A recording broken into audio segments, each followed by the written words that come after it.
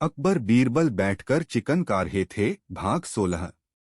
शीर्षक थाली का संदेश, विश्वास की चिंगारी। 5000 शब्दों की दार्शनिक और भावुक कथा। 1। विश्वास की कमी।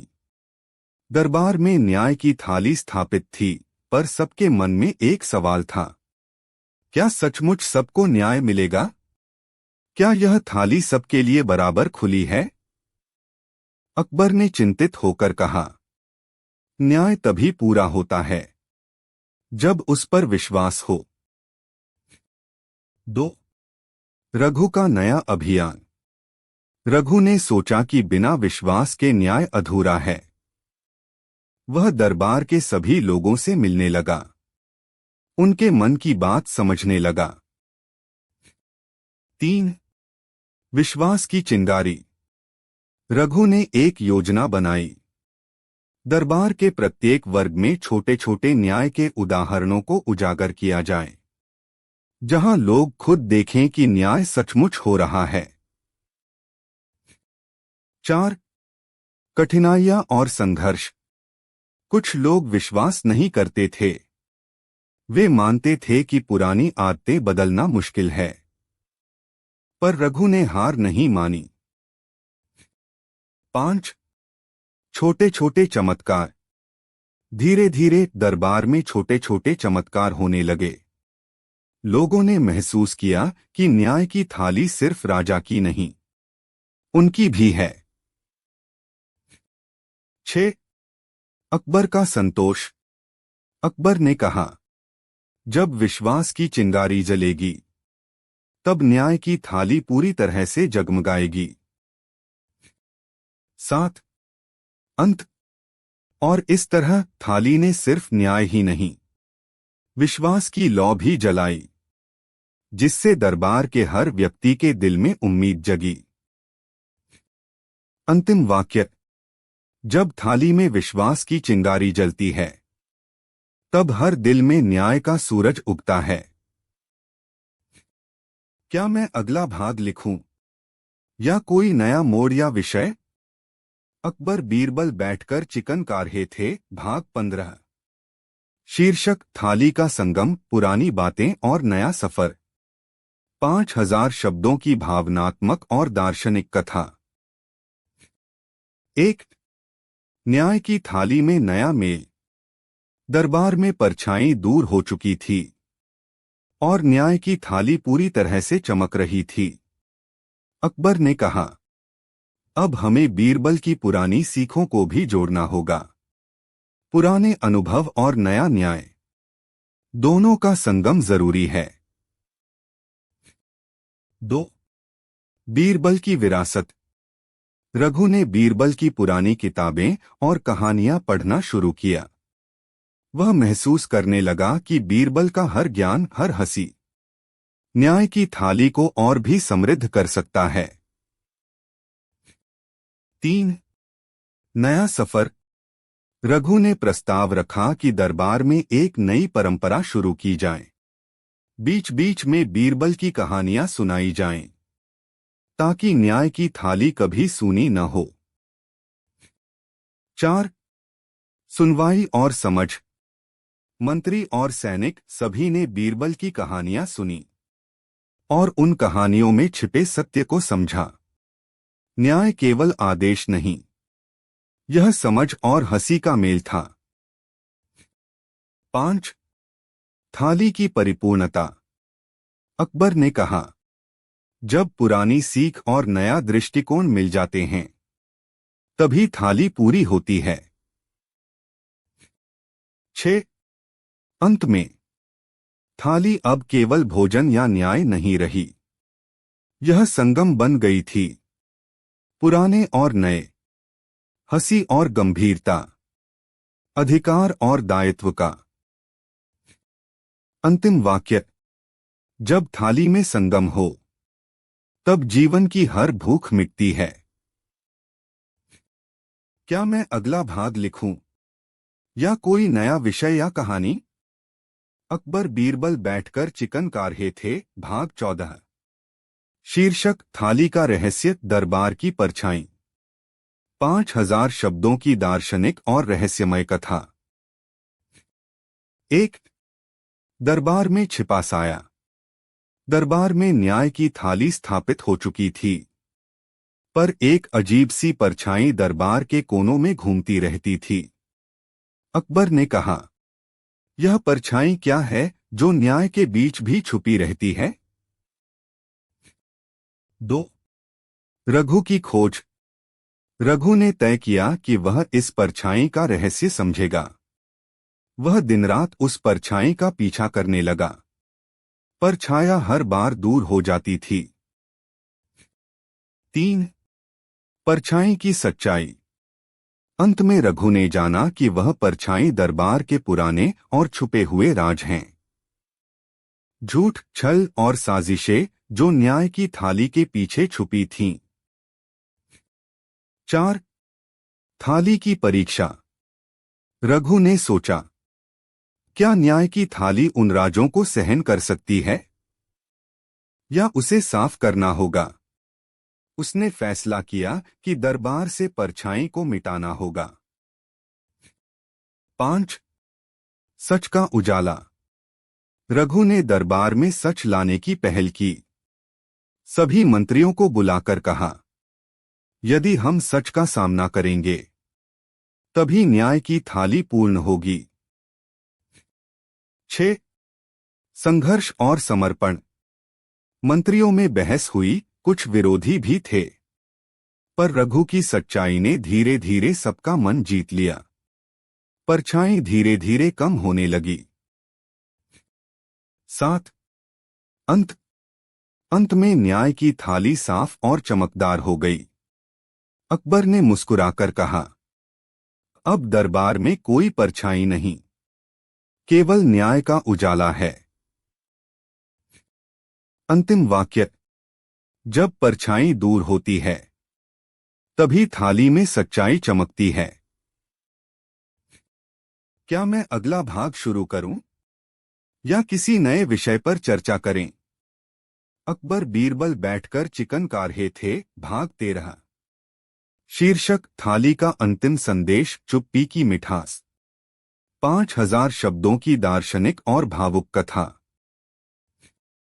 1 न्याय की थाली में चुप्पी। रघु ने न्याय की थाली दरबार में स्थापित कर दी थी, पर फिर भी दिलों में हलचल थी। अकबर ने एक दिन कहा, सब बातें हो गईं, पर चुप्पी की मिठास कहाँ है? बिना आवाज के, बिना शब्दों के, वह चुप्पी जो अंदर तक छू जाए। 2 चुप्पी की खोज। रघु ने सोचा कि न्याय केवल बोलने से नहीं होता, बल्कि चुप्पी से भी समझा जाता है। चुप्पी में छुपा होता है सुकून, सम्मान और सम्मानित न्याय। 3 चुप्पी का विधान। रघु ने दरबार में एक नई प्रथा शुरू की। हर सप्ताह एक दिन चुप्पी दिवस, जिस दिन कोई नहीं बोलेगा, सिर्फ देखेगा, समझेगा। 4 चुप्पी का जादू। चुप्पी में दरबार के लोग एक दूसरे की भावनाओं को महसूस करने लगे। राजा अकबर ने महसूस किया कि जब शब्द कम पड़ते हैं तब चुप्पी बातें करती है। 5 बीरबल की आत्मा। रघु ने महसूस किया कि बीरबल की आत्मा अभी भी दरबार में है, चुप्पी की थाली में बसती है, और यही चुप्पी दरबार को जोड़ती है। 6 न्याय का संदेश। रघु ने कहा, न्याय केवल फैसले नहीं, यह चुप्पी में भी झलकता है। यही न्याय की मिठास है। 7 अंत। थाली अब चुप्पी की थाली थी, जिसमें हर आवाज में समझ थी, हर मौन में न्याय। अंतिम वाक्य। जब थाली में चुप्पी का स्वाद हो तभी न्याय पूरा होता है। क्या अगला भाग भी चाहिए या कोई नया मोड़? अकबर बीरबल बैठकर चिकन का रहे थे। भाग 12। शीर्षक न्याय की थाली, दरबार में नया सूरज। 5000 शब्दों की दार्शनिक और भावुक कथा। 1। रघु की नई चुनौती। रघु ने थाली के साथ दरबार में न्याय का नया स्वर लाना शुरू किया, पर दरबार के कुछ पुराने मंत्री इस बदलाव से खुश नहीं थे। उनका मानना था कि न्याय तो बस सत्ता का खेल है, थाली से नहीं। रघु ने सोचा, क्या सच में न्याय थाली से परोसा जा सकता है, या ये सिर्फ एक सपना है? 2। दरबार की साजिश। मंत्री एकजुट हो गए। उन्होंने रघु को फंसाने की योजना बनाई। दरबार में झूठ फैलाया गया कि रघु की थाली में जहर है, जो राजा को मार डालेगी। अकबर ने गुस्से में कहा, अगर ये सच है तो रघु को साबित करना होगा, नहीं तो उसे दरबार छोड़ना होगा। 3। रघु का निर्णय। रघु ने कहा, महाराज, मैं अपनी थाली खुद खाऊंगा और यह साबित करूंगा कि न्याय जहर नहीं बल्कि जीवन है। दरबार में सबने उसे घूरा, पर रघु ने अपनी थाली उठाई और खा ली। 4। चमत्कार। थाली खाने के बाद रघु ने कहा, जो न्याय से निर्मित हो वह कभी जहर नहीं होता, यह तो जीवन देने वाला है। अचानक दरबार में एक सच्चाई की हवा चली। सभी मंत्रियों के दिलों में बदलाव आने लगा। 5। नया सूरज उगा।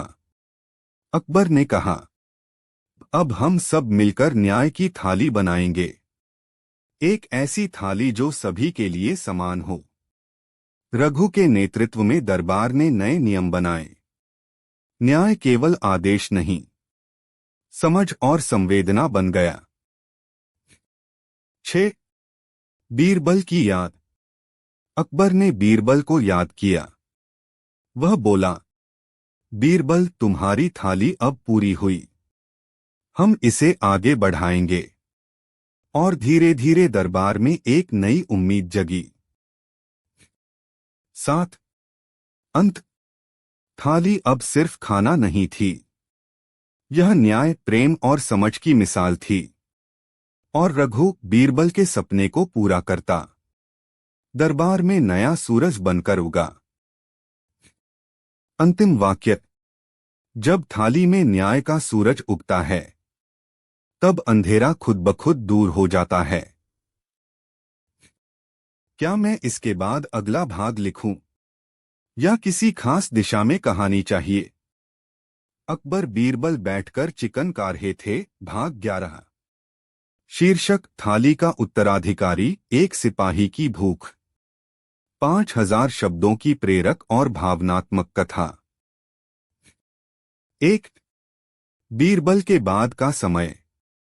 बीरबल के अग्नि बन जाने के बाद दरबार एक नई चुप्पी में डूबा था। अकबर सोचता रहता, क्या न्याय बस एक थाली से ही परोसा जा सकता है? तभी एक सिपाही आया जिसका नाम था रघु। रघु जवान, सीधा साधा, लेकिन मन में अटूट भूख लिए। भूख सिर्फ खाने की नहीं बल्कि सच्चाई की भी। 2।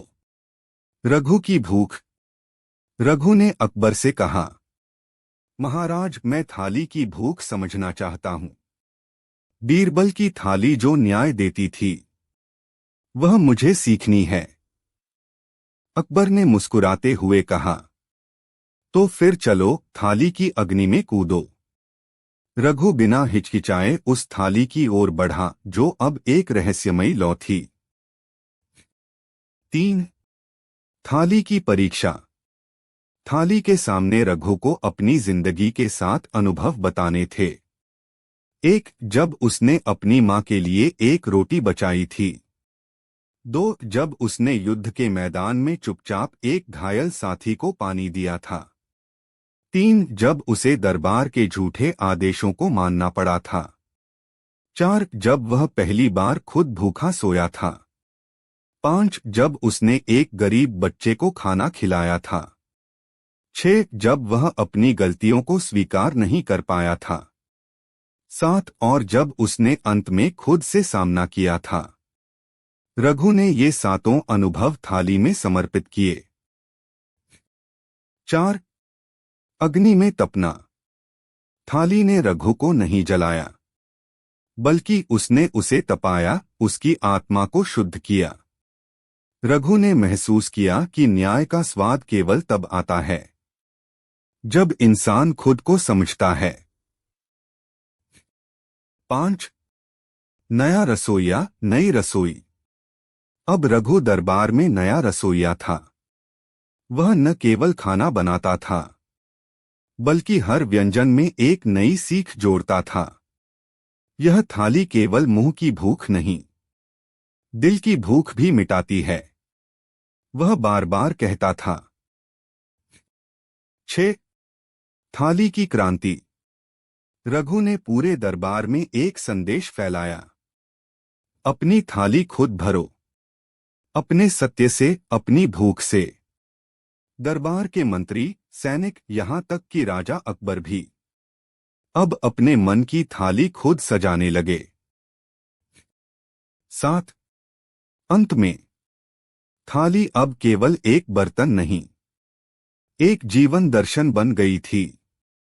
और रघु, बीरबल का उत्तराधिकारी, उस दर्शन को नई जिंदगी दे रहा था। अंतिम वाक्य। जब थाली में न्याय और प्रेम हो, तब ही वह असली भोजन बनती है। क्या आप चाहेंगे अगला भाग भी पढ़ना? मैं तैयार हूं, बस बताइए। अकबर बीरबल बैठकर चिकन का रहे थे, भाग 10। शीर्षक, थाली का जन्म, बीरबल की अग्नि परीक्षा। 5000 शब्दों की रहस्यात्मक पुनर्जन्म और न्याय की गंध से भरी कथा। 1. बीरबल कहाँ गया? बीरबल के जाने के बाद दरबार मौन था। अकबर रोज उसी थाली के मंदिर जाता, जो अब एक दर्पण बन चुकी थी। उस दिन अचानक दर्पण टूटा नहीं। बुलाया। उसमें से आवाज आई, बीरबल लौटा है, पर उसे पकाया जाना बाकी है। 2. रसोई घाटी, जहां आत्माएं खौलती हैं। एक अनजानी जगह, रसोई घाटी, जहां न आंच थी, न बर्तन, फिर भी सब कुछ पकता था। यहां बीरबल खड़ा था, पर खुद को नहीं पहचानता। चारों ओर आवाजें। यह वही है जो राजा को भूखा रखता था। इसे अपनी थाली दोबारा बनानी है। इस बार इसे खुद को खा जाना होगा। बीरबल चौंका, मैं कौन हूं?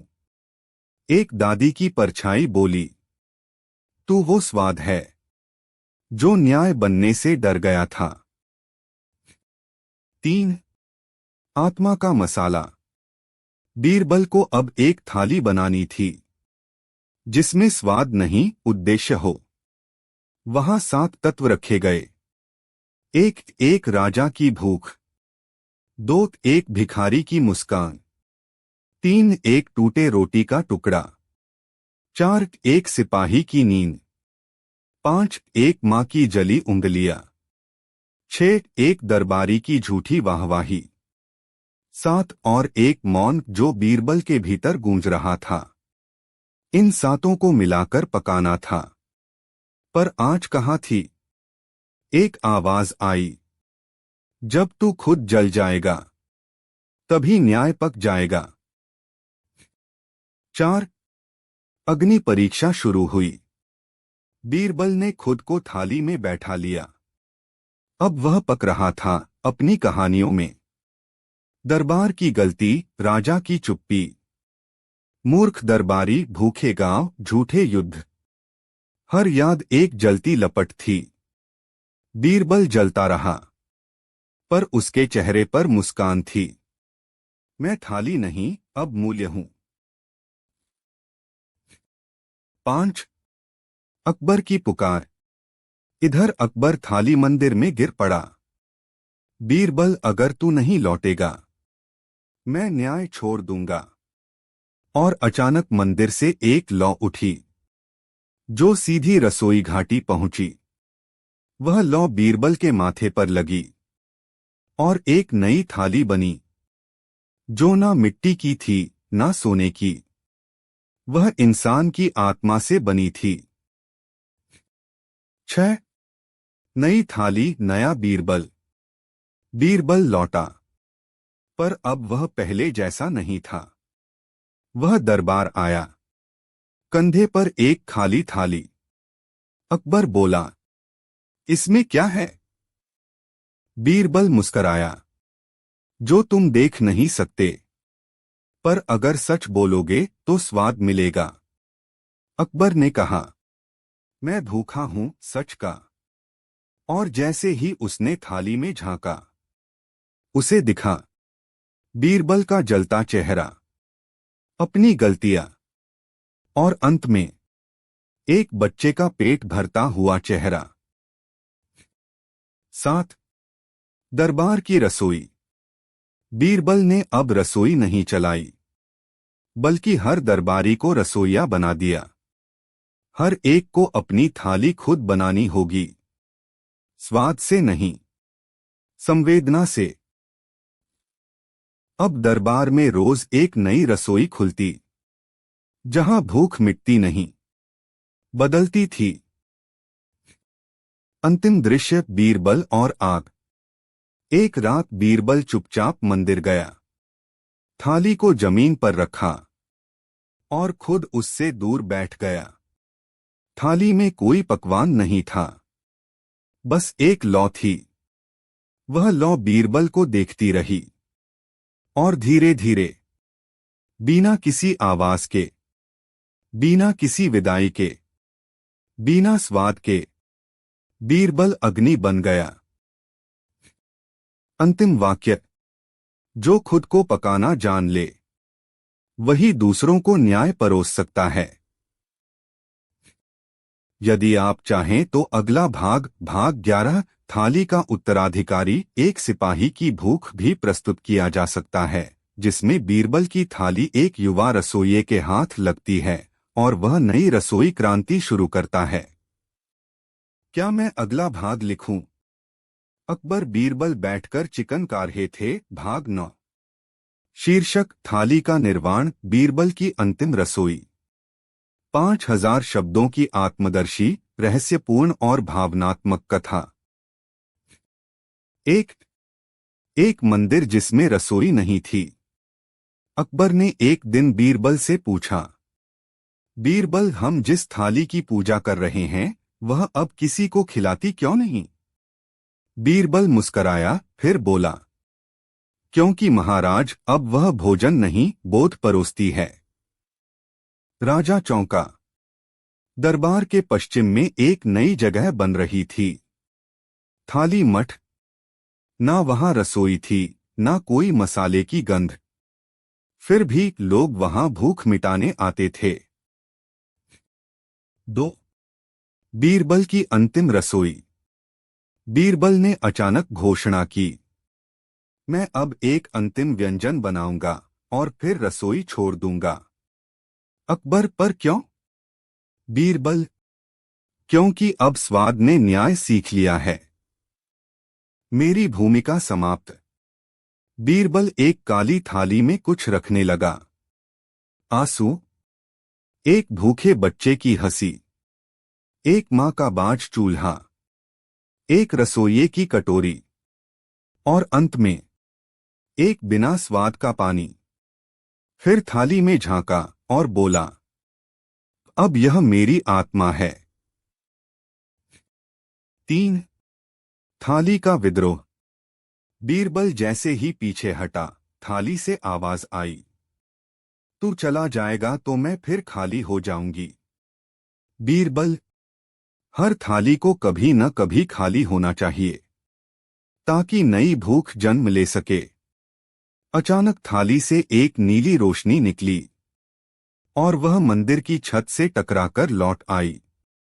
अब वो थाली नहीं रही, वह एक दर्पण बन चुकी थी। जो भी उसे देखता वह अपने भीतर की भूख को देख लेता। 4. अकबर का चुप चखना। सम्राट अकबर उस दिन चुपचाप थाली के सामने बैठा, बिना किसी को बुलाए, बिना बीरबल, बिना दरबारी। थाली ने उससे कुछ नहीं मांगा, पर उसमें उसका बीता हुआ समय तैरने लगा। पहला निवाला जो मां के हाथ से खाया था, पहला युद्ध जो भूखे पेट लड़ा था, पहला आदेश जो किसी भूखे के खिलाफ दिया गया था। अकबर थर थर कांपा।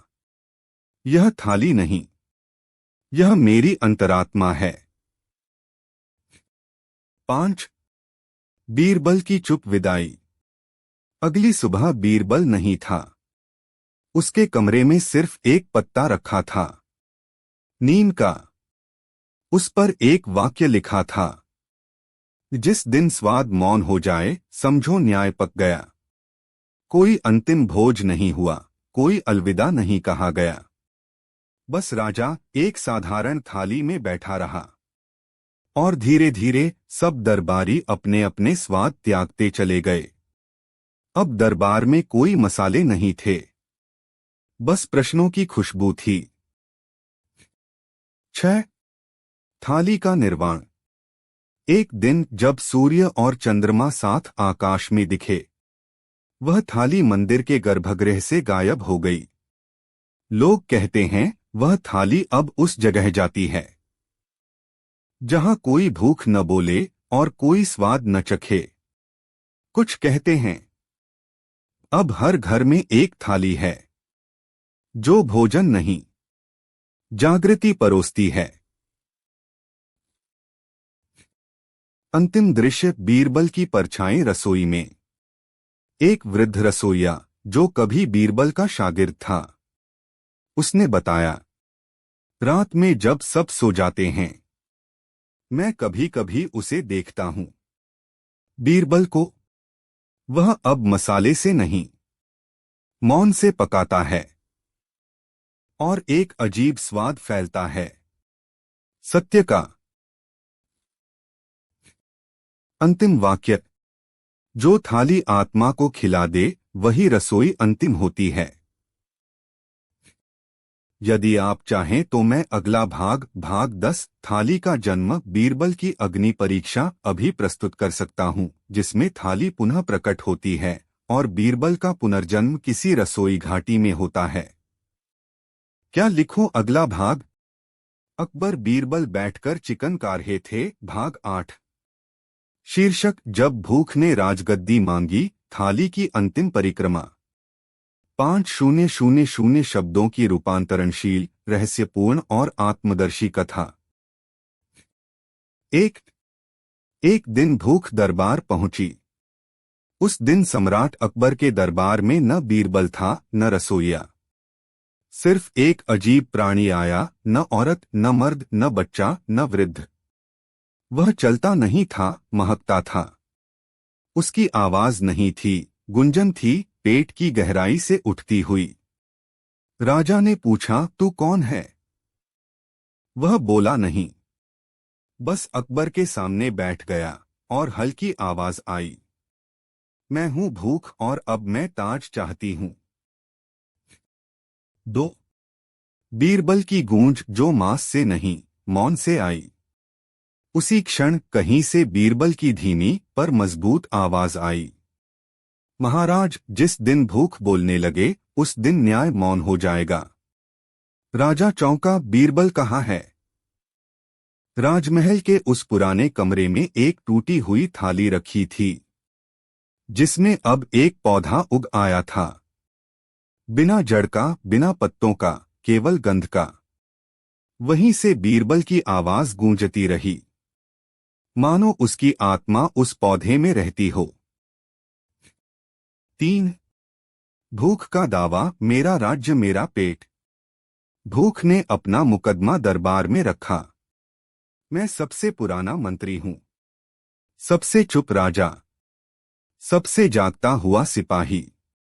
बिना मेरे कोई भी तुम्हारा आदेश नहीं सुनता। इसलिए अब मैं गद्दी पर बैठूंगी। दरबारियों ने कहा, यह तो पागल है। पर तभी एक एक कर सबकी आंखों में भूख की पुरानी स्मृतियां तैरने लगीं। एक बचपन का रोटी न मिलना, एक माँ का आधा पेट खाकर सो जाना, एक बाप का घुटनों तक पानी में खड़ा होकर खेती करना। अकबर को लगा, यह केवल भूख नहीं, इतिहास है। 4. बीरबल का न्याय, स्वाद का ताज। बीरबल प्रकट नहीं हुआ, पर एक दिन महल की रसोई से एक खटका हुआ। वहां एक नई थाली थी। किसी ने बनाया नहीं, किसी ने रखा नहीं। उस थाली में केवल एक वाक्य उभरा, जो सबसे कम खाए वही सबसे अधिक देखेगा। अकबर ने थाली को दरबार में रखा। एक एक दरबारी आया और अपनी पसंदीदा चीज उसमें रखने लगा। चिकन, कबाब, आम, रसगुल्ले। पर थाली हर बार वह स्वाद मिटा देती। एक बच्चा आया, छोटू का पोता। उसने उसमें सिर्फ एक सवाल रखा। दादी ने भूखे पेट भी हंसी दी, क्या वो भी भूख थी? थाली से गंध निकली, नीले रंग की, शांत, पारदर्शी। और पूरा दरबार मौन हो गया। 5. जब भूख ने ताज ठुकरा दिया। अकबर ने थाली को देखा और कहा, भूख, तू जीत गई। गद्दी ले लो। भूख हंसी, पर वह हंसी डरावनी नहीं थी, सत्य की गूंज थी। राजा, मैं ताज नहीं चाहती, मैं सिर्फ एक कोना चाहती हूं। हर थाली में एक जगह है जहां सवाल रखा जाए। अकबर ने बीरबल की ओर देखा, वह अब भी दिखाई नहीं दे रहा था, पर उसकी गंध थी, उसकी दृष्टि थी। 6. अंतिम परिक्रमा, थाली की विदाई। राजमहल में एक रिवाज शुरू हुआ। हर नई रसोई बनने से पहले एक मौन थाली रखी जाती थी। लोग उसमें कुछ नहीं डालते थे, बस देखते थे। और देखते देखते वो खुद बदल जाते थे। एक दिन अकबर और बीरबल फिर बैठे चिकन खाने, पर इस बार उन्होंने सिर्फ थाली देखी। बीरबल बोला, महाराज, स्वाद तो शरीर की भाषा है, पर भूख आत्मा की। अकबर ने थाली की ओर देखा और कहा, अब हर निर्णय से पहले मैं भूख से पूछूंगा। अंतिम वाक्य, जिस दिन थाली मौन हो जाए, समझो न्याय पूरा हुआ। यदि आप चाहें तो अगला भाग तुरंत प्रस्तुत कर सकता हूं। भाग 9, थाली का निर्माण, बीरबल की अंतिम रसोई। इसमें थाली अंततः एक मंदिर बन जाती है, जहां रसोई नहीं, प्रश्न पकते हैं। बीरबल अपनी आत्मा को एक व्यंजन में समर्पित करता है। क्या लिखूं अगला भाग? अकबर बीरबल बैठकर चिकन खा रहे थे, भाग 7। शीर्षक, बीरबल की थाली का पुनर्जन्म, स्वाद से परे न्याय। लगभग 5000 शब्दों की गूढ़, आत्मिक और रूपांतरकारी कथा। 1. वह बच्चा जो मिट्टी से भूख को सुनता था। किसी गांव में एक अनाथ बालक जन्मा, नाम रखा गया छोटू। उसे खाने की नहीं, स्वाद की भूख थी। वह मिट्टी को चखता, पत्तों को सूंघता और भूख के रंग को पहचान लेता। गांव वालों ने सोचा, यह पागल है। पर एक दिन उसने एक टूटी हुई थाली उठाई और कहा, यह बीरबल की है। लोग हंसे, पर उस रात थाली ने खुद कहा, मुझे फिर भरना होगा उन प्रश्नों से जो बोले नहीं गए। 2. थाली जो उत्तर मांगती थी। छोटू ने उस थाली को साफ किया और खेत में रखा। उसने कहा, जिसे भी कोई दुअख, भूख या सवाल हो, इसमें कुछ डाल दे। लोगों ने शुरुआत में मजाक उड़ाया, पर फिर एक वृद्ध महिला आई। उसने एक टुकड़ा रोटी उसमें रखा, और सुबह वह रोटी काले रंग की राख बन गई थी। वह रो पड़ी। मैंने वर्षों से अपने पति को सच्चाई नहीं बताई कि मैं स्वाद भूल गई हूं। थाली ने चुपचाप उत्तर दिया, तुम्हारा स्वाद अब क्षमा है। 3। स्वाद की अदालत, नई बीरबल की वापसी। अब गांव की समस्या अदालत नहीं, थाली थी। हर कोई उसमें अपनी आत्मा का एक टुकड़ा डालता। कभी चावल, कभी आंसू, कभी चुप्पी। और थाली कभी स्वाद बदल देती, कभी उसे गंध से मिटा देती। एक दिन एक व्यक्ति ने मीठा आम डालकर कहा, मैंने कभी किसी को दुख नहीं दिया। सुबह आम खट्टा हो चुका था। थाली ने कुछ नहीं कहा, पर वह व्यक्ति समझ गया। मैंने मां को छोड़कर शहर गया था। 4। थाली जो बोलती नहीं, छूती थी। अब छोटू केवल एक सेवादार था। वह थाली को कहीं नहीं ले जाता, पर लोग थाली के पास आते रहे। एक रोज एक दरबारी आया और गुप्त रूप से थाली चुरा ले गया। शहर के राजा को दी। राजा ने पूछा, यह क्या है? दरबारी ने कहा, इसमें बीरबल की आत्मा है। राजा ने आदेश दिया, सबसे महान रसोइयों को बुलाओ, इसे स्वादों से भर दो। पर थाली मौन रही। फिर एक दिन थाली से एक आवाज निकली, मुझे भूख नहीं, सच्चाई चाहिए। स्वाद नहीं, आत्मा की गंध। राजा क्रुद्ध हुआ, तो तू सजा देगी मुझे? थाली फट गई और भीतर से निकला एक बीज। 5। बीरबल का बीज, एक और जन्म। छोटू को समाचार मिला कि थाली टूट गई है। वह शहर दौड़ा। वह बीज लेकर लौटा। खेत में जाकर बोला, यदि तू बीरबल है तो फिर हंस। बीज फूट पड़ा और उसमें से निकली आवाज, मैं थाली नहीं, अब प्रत्येक भूख में हूं।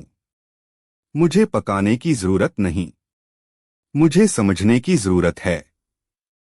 छोटू की आंखों से आंसू बह निकले। 6। अंतिम दृश्य, बीरबल और अकबर की वापसी। वर्षों बाद छोटू एक वृद्ध हो चुका था। उसने अपने पोते को बुलाया और एक थाली दी। इसमें कुछ मत डालना, बस इसे देखना। और जब भूख लगे तो खुद से एक प्रश्न पूछना, क्या मुझे स्वाद चाहिए या उत्तर? पोते ने पूछा, ये किसकी थाली है? वृद्ध छोटू मुस्कराया, ये अकबर और बीरबल की थाली है, जो बैठकर चिकन नहीं खाते अब, बल्कि भूख को खा जाते हैं। अंतिम वाक्य, जब प्रश्न पकते हैं तब उत्तर की गंध आती है। वही है बीरबल की थाली का पुनर्जन्म। क्या आप इसका अगला भाग भी पढ़ना चाहेंगे? भाग 8, जब भूख ने राजगद्दी मांगी, थाली की अंतिम परिक्रमा। इस भाग में भूख एक पात्र बन जाती है और सम्राट बनना चाहती है। मैं अगले भाग को तुरंत लिख सकता हूं, बस कहें। अकबर बीरबल बैठकर चिकन खा रहे थे, भाग 6। शीर्षक, बीज का उत्तर, जब बीरबल आखिरी बार हंसा। 5000 शब्दों की भावनात्मक, रहस्यमयी और आत्मा को स्पर्श करने वाली कथा। 1। मौन खेत का सपना। थालीपुर की भूमि अब सोंधी लगने लगी थी। भोजन की महक, मौन की गूंज और आत्मा की भाषा, सब कुछ बदल रहा था। राजा थालेश्वर अब वृद्ध हो चले थे, पर एक सपना हर रात उन्हें जगाता। एक बीज नीचे से ऊपर की ओर कुछ कहता है, लेकिन कोई नहीं सुनता। और फिर अचानक बीरबल की हंसी खेतों में फैल जाती है। राजा ने सोचा, क्या बीरबल अब बीज बन चुके हैं? 2। भविष्यवक्ता बीज। एक सुबह राज्य के सबसे वीरान खेत में एक स्वर्णिम बीज उगाया। लेकिन यह कोई साधारण बीज नहीं था। जिसने उसे छुआ, उसे अपने बचपन की सबसे छिपी भूख याद आ गई। जिसने उसे देखा, उसने अपने जीवन का असली स्वाद समझा। और जिसने उसे चखा, वह हंस पड़ा। एक ऐसी हंसी जो वर्षों तक रोती रही थी। 3. बीरबल का अंतिम उत्तर। राजा थालेश्वर स्वयं उस बीज के पास गए। पास बैठते ही उन्हें कोई आवाज नहीं आई, बल्कि भीतर गूंजा एक मौन संवाद। राजा, क्या तुम्हें याद है जब तुमने पहली बार खाना खाया था? तब स्वाद था, लेकिन उत्तर नहीं। अब उत्तर है, लेकिन स्वाद गया नहीं, वह तुम्हारे भीतर खिला है। राजा ने पूछा, क्या तुम बीरबल हो? मौन। फिर मिट्टी से एक चुटकी उठी और उसमें एक हल्की सी हंसी की गर्मी आई। वही थी बीरबल की अंतिम हंसी। 4. खेत में खिली अदालत। राजा ने निर्णय लिया, इस बीज से नया खेत उगाया जाएगा। नाम होगा न्याय का खेत, जहां हर मुकदमा मौन में सुना जाएगा और उत्तर बीज के उगने से मिलेगा। लोग पहले हंसे, बीज क्या निर्णय देगा? लेकिन एक दिन एक व्यक्ति आया जो चोरी का दोषी था। वह कुछ नहीं बोला, उससे बस बीज बोने को कहा गया। 3 दिन बाद वहां एक सूखा पौधा उगा। पंडित बोले, यह असत्य का परिणाम है। दोषी व्यक्ति फूट फूट कर रोया। उसने कहा, मैंने चोरी नहीं की थी, पर झूठ कहा कि किया, क्योंकि मुझे दया चाहिए थी। राजा बोले, पौधा ने सत्य बताया है, न तुमने चोरी की, न पूर्ण सत्य कहा। यही तुम्हारी सजा है, मौन सेवा। 5. बीजों की अदालत। बीरबल की आत्मा जागृत। अब हर व्यक्ति एक बीज बोता। हर विवाद, हर भूख, हर शिकायत बीजों के खेत में बोई जाती। कभी पौधे हंसते हुए उगते, कभी कांटे भरे, कभी बिना पत्तियों के। हर उत्तर बीरबल की आत्मा का प्रतिरूप होता। और फिर एक दिन एक बीज से न कोई पौधा उगा, न कोई रंग, बस मिट्टी गर्म हो गई। राजा ने उसे देखा और चौंके। वह मिट्टी खुद पर लिखा रही थी, अब उत्तर मत मांगिए, खुद उत्तर बन जाइए। बीरबल चला गया है, आप में उतरने के लिए। 6. बीरबल का अंतिम हंसता खेत। राज्य में अब कोई अदालत नहीं थी, बस एक खेत था। लोग वहां जाते, कुछ बोते और मौन में उत्तर पाते। राजा थालेश्वर ने सिंहासन त्याग दिया। वह उसी खेत में एक बीज की तरह बैठ गए और कहा, अब हर हंसी बीरबल है, हर भूख अकबर, और हर उत्तर यही मिट्टी। 7. समापन। बीरबल की पुनः पैदाइश। राजा की मृत्यु के बाद खेत से एक पौधा उगा। उस पर कोई फल नहीं था, कोई फूल नहीं, बस एक पत्ता था जिस पर लिखा था, जब चिकन का स्वाद आत्मा तक पहुंचे और अकबर मौन हो जाए, वहां बीरबल फिर से हंसेगा। अगले भाग की झलक। बीरबल की थाली का पुनर्जन्म, स्वाद से परे न्याय। इस भाग में एक बच्चा एक बार फिर एक थाली बनाता है जो केवल उन्हीं को उत्तर देती है जो अपने भीतर के अकबर और बीरबल को पहचानते हैं। क्या आप चाहेंगे कि मैं भाग 7 बीरबल की थाली का पुनर्जन्म भी लिखूं? अकबर बीरबल बैठकर चिकन का रहे थे, भाग 5। शीर्षक, थाली का राज्य जहां भोजन बोलता था। 5000 शब्दों की दार्शनिक, जादुई और आत्मा जागरण से भरी कथा। एक और समय की शुरुआत। सैकड़ों वर्ष बीत चुके थे। धरती पर अब न अकबर थे न बीरबल, परंतु एक राज्य था जिसे लोग थालीपुर कहते थे। यह कोई साधारण राज्य नहीं था। यहाँ हर घर में थालियां बोलती थीं, परंतु वे शब्दों से नहीं, सुगंध, स्वाद और मौन की ध्वनि से बात करती थीं।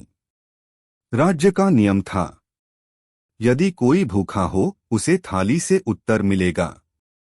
और इस नियम का जनक कौन था, कोई नहीं जानता। सिर्फ एक पुराना पत्थर कहता था। बीजों के मौन से जन्मी थाली कभी बीरबल की गोद में गूंजती थी। 2. महाराज थालेश्वर की दुविधा।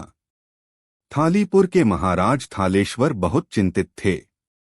राज्य में एक अजीब महामारी फैल रही थी। लोग खाना खाकर भी भूखे रह जाते। पेट भरा होता लेकिन आत्मा खाली। महलों में सुगंध थी, पकवान थे, लेकिन स्वाद गूंगा था। राजा ने सभी ज्ञानी बुलाए, लेकिन कोई उत्तर नहीं मिला। एक वृद्ध ने धीरे से कहा, महाराज, शायद अब उस थाली को बुलाओ जो बीरबल के हाथ से बनी थी। वह भोजन नहीं देती थी, उत्तर देती थी। राजा ने पूछा, पर वो थाली कहाँ है? उत्तर मिला, मौन के वृक्ष के नीचे एक पुराना पत्थर अब भी उसकी गूंज को थामे बैठा है। 3.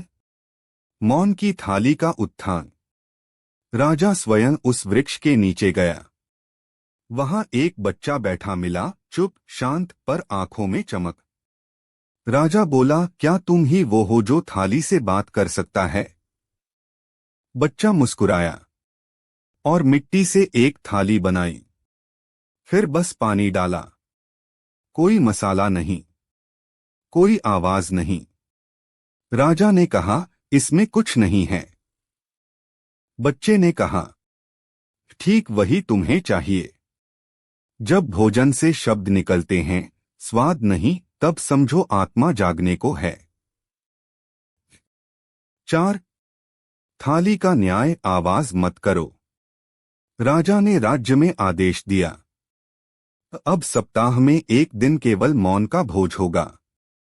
कोई बोलेगा नहीं, सिर्फ सुनेगा अपने भीतर।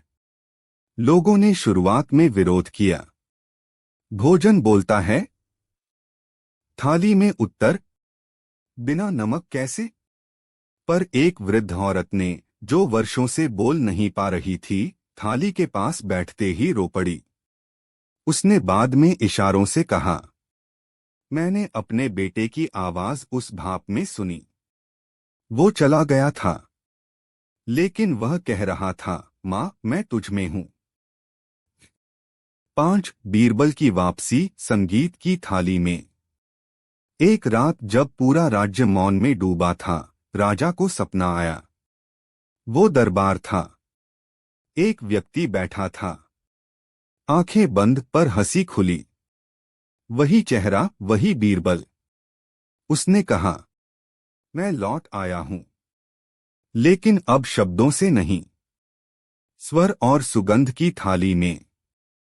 सुबह राजा की आंख खुली तो सामने वही बच्चा खड़ा था, लेकिन अब उसकी आंखें जल रही थीं। उसने एक थाली बजाई और उसमें से संगीत निकला। कोई बांसुरी जैसा, कोई राग नहीं, कोई ताल नहीं, फिर भी सब कुछ था। 6. थालीपुर का पुनर्जन्म। अब थालीपुर में हर थाली एक शिक्षक थी।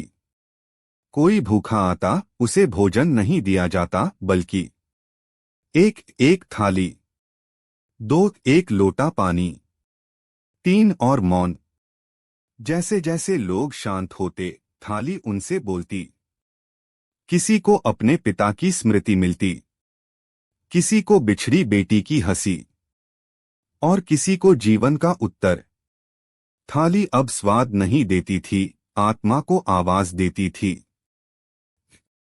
7. अंत नहीं, एक अंतिम प्रश्न। एक दिन बच्चे ने राजा से पूछा, क्या बीरबल कभी लौटेंगे? राजा ने धीरे से कहा, बीरबल कभी गए ही नहीं। वे हर उस थाली में हैं जो मौन से भरी हो और भूख से भी। अगले भाग की झलक 20 का उत्तर, जब बीरबल आखिरी बार हंसा। इस भाग में बीरबल की आत्मा अंतिम बार एक बीज के रूप में जन्म लेती है और पूरी धरती को एक मौन खेत में बदल देती है, जहां हर भूखा अपने उत्तर खुद उगाता है। क्या आप चाहेंगे कि मैं भाग 6 20 का उत्तर भी लिखूं? अकबर बीरबल बैठकर चिकन का रहे थे। भाग 3 5000 शब्दों की लंबी, दार्शनिक, व्यंग्यात्मक और भावनात्मक कथा। भाग 3 बीरबल की अंतिम कारही और थाली की समाधि। शाही महल के पिछले हिस्से में, जहां अब तक कोई सभा नहीं हुई थी, एक शाम बीरबल ने अकबर को अकेले बुलाया। जहां पनाह, बीरबल बोला, आज आखिरी कारही मैं बनाऊंगा, पर उसमें कोई मसाला नहीं होगा। न मिर्च, न हल्दी, न धनिया, न चुप्पी का चूर्ण। अकबर ने चौंक कर पूछा, तो क्या होगा उसमें बीरबल? बीरबल ने मुस्कुराकर कहा, वक्त, बर्तन जो यादें उबालते हैं। उस रात बीरबल ने दरबार से सभी बर्तन हटा दिए और सिर्फ एक पुराना मिट्टी का हांडा मंगवाया। वह हांडा किसी वृद्ध दरबारी की मां ने 100 साल पहले किसी कुम्हार से बनवाया था, जिसमें कभी भोजन नहीं पकाया गया था, बस यादें उबाली जाती थीं। उस हांडे में बीरबल ने चावल डाले पर उबले नहीं। अकबर ने पूछा, ये क्या चावल हैं? बीरबल बोला, जो कभी नहीं उबलते। ये वो चावल हैं जिन्हें सिर्फ आंखों से पकाया जाता है। सभी दरबारी मौन हो गए। उस दिन कोई शोर नहीं था। बावर्चियों ने रसोई छोड़ दी। रागरागिनियां चुप बैठीं। सिर्फ थाली थी और बीरबल। थाली की समाधि। बीरबल ने मिट्टी की एक बड़ी सी थाली दरबार के बीचों बीच रख दी। यह आज से हमारी आत्मा की थाली है, उसने कहा। हर साल इसी में एक बार वह भोजन रखा जाएगा जिसमें कोई स्वाद न होगा, कोई नाम न होगा, कोई श्रेय न होगा। अकबर धीरे से आगे आए और बोले, पर बीरबल, बिना स्वाद के हम क्या चखेंगे? बीरबल बोला, आप उस दिन अपना मन चखेंगे। जितना ज्यादा चखा है उतना ही खाली हो जाएंगे। थाली के चारों ओर लोग बैठ गए। कोई भोजन परोसने नहीं आया। थाली खाली थी, पर दिलों में कुछ उबल रहा था, यादें, पश्चाताप, प्रेम, मौन। एक बूढ़ी दासी फूट फूट कर रोने लगी। बोली, मैंने बचपन में ऐसी थाली देखी थी। जब मेरे पिता खेतों से लौटकर चुपचाप मिट्टी की थाली में पानी पीते थे, वही भोजन था उनका।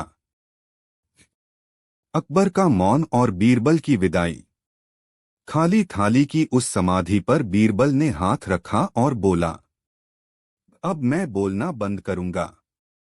मैंने सारी बात एक कार ही में कह दी है।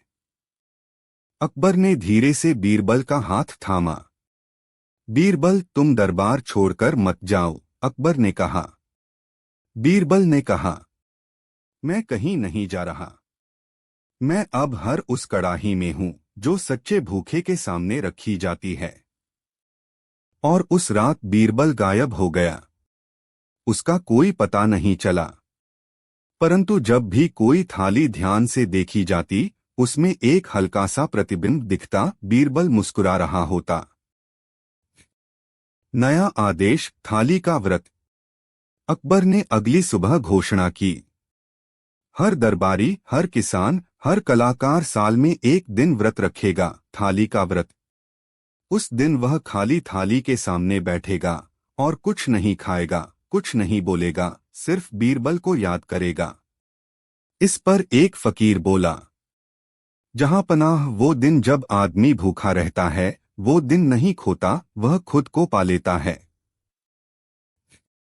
मौन की कड़ाही और भविष्य का स्वाद। कई सालों बाद जब अकबर बूढ़े हो गए, तब भी वह हर पूर्णिमा को एक कड़ाही में बैठते थे अब बिना किसी दरबारी के। एक दिन एक बच्चा उनके पास आया और बोला, बादशाह सलामत, आप अकेले क्यों बैठे हैं? अकबर बोले, मैं अकेला नहीं हूँ। बीरबल अभी यहीं बैठा है, इस स्वादहीन चावल में, इस बिना आवाज के हंसी में, और उस थाली की हल्की थरथराहट में जिसे कोई सुन नहीं सकता। समापन, कारही का चक्र और आत्मा की भूख। समय बीत गया, बादशाह भी चले गए, परंतु हर साल एक विशेष कारही बनाई जाती थी। कोई मसाला नहीं, कोई स्वाद नहीं, और लोग मौन होकर उसे सूंघते थे। लोग कहते, ये कारही बीरबल की आत्मा है।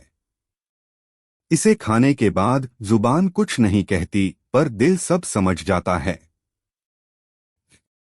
यदि आप चाहें तो इसका अंतिम भाग, भाग 4, मौन के भीतर बैठा बावर्ची भी लिखा जा सकता है, जिसमें बीरबल एक वृद्ध बावर्ची बनकर किसी गांव में लौटता है और अंतिम कारही किसी अनाथ बच्चे को सिखाता है।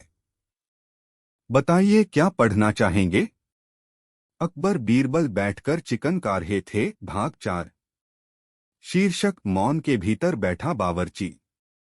5000 शब्दों की लंबी, रहस्य, आत्मीयता और मौन दर्शन से भरी कथा। एक ब फॉरगॉटन गांव की सुबह। वर्षों बीत चुके थे। अकबर अब इतिहास की किताबों में दर्ज थे। दरबार में अब और कोई बीरबल नहीं था, और कारही भी अब केवल एक रस्मी परंपरा बन गई थी। जब तक कि एक दिन एक दूरस्थ गांव में, जहां केवल बकरियां बोलती थीं और चूल्हे खामोश रहते थे, वहां एक बूढ़ा आदमी आकर रहने लगा। वह बोलता नहीं था। वह हर सुबह नदी किनारे बैठकर मिट्टी से एक थाली बनाता और हर शाम एक अदृश्य कड़ाही को घूरते हुए आंसुओं में कुछ पकाता। गांव वाले उसे मौन बावर्ची कहने लगे। 2 उसकी पहली कारही।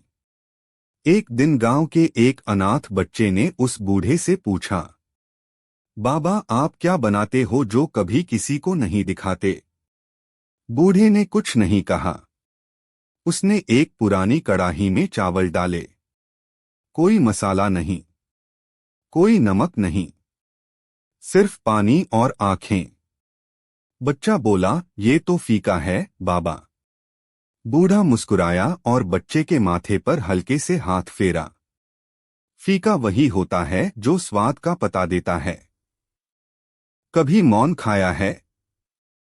बच्चा चुप हो गया। 3 रहस्यमय कुटिया और थाली का गूंजता मौन। उस बूढ़े की झोंपड़ी के भीतर एक अनोखी बात थी। दीवार पर कोई चित्र नहीं, पर हर आगंतुक को वहां एक चित्र दिखाई देता। किसी को वहां बीरबल दिखाई देता, किसी को अकबर की हंसी, और किसी को खुद अपनी भूख। एक बार गांव की मुखिया ने उस बूढ़े से पूछा, बाबा, क्या आप बीरबल हो?